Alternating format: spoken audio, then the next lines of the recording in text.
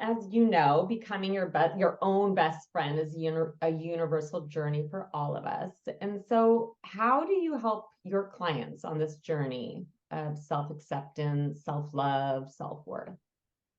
So I think this is such an important question. And I really viscerally remember it might have even been when I was a coach, but in my very early years of being a coach, I really had this question still about how does a person learn how to love themselves? And I think it's a question that a lot of people have. I remember Googling about it and just being like, literally, how do I learn how to love myself? And I had a lot of shame because of things that happened in my childhood, like a lot of heavy shame and I don't know, just the feeling of self-love. It wasn't clear to me. How does one build that?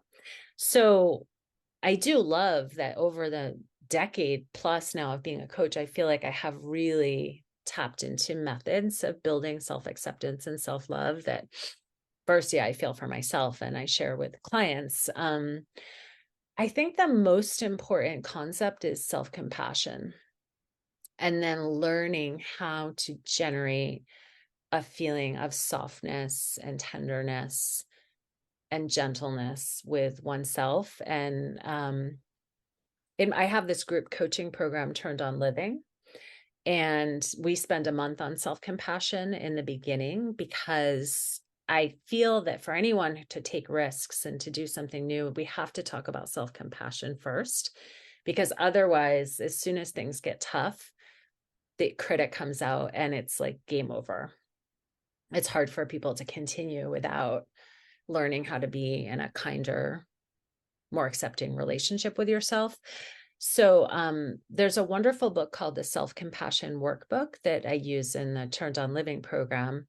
It's a Buddhist approach of generating a feeling of warmth within literally one's heart. Like I like to think of it in an embodied way that like I think we're literally melting our hearts toward ourselves to be soft and there are a number of different practices. One of them is very simple. I'll explain it just in a brief way, not the whole thing, but it's really like a sitting practice of meditation for 5 minutes of imagining someone that you have felt warmth and unconditional acceptance from, which could be a person, an animal, a place in nature, the moon, whatever. I tend to go to a relative who has passed away and who is really important for me.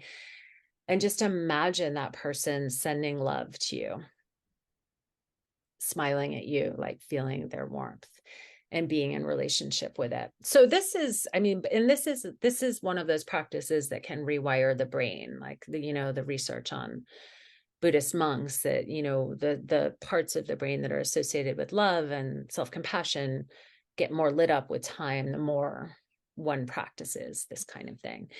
So I think that, like, I've heard this from clients, and I think it's quite a revelation for me too. There are skills to develop with having self-love. That this is just one of them, but I would say it's a really important one. And who sits you down to tell you need to like sit down and meditate and think of someone who you felt some love from to start to build that feeling in yourself. Like, wow, I wish someone had told me that when I was 18. It would have helped me a lot. Yeah, it's definitely not a common conversation, the self-love conversation and the importance of it.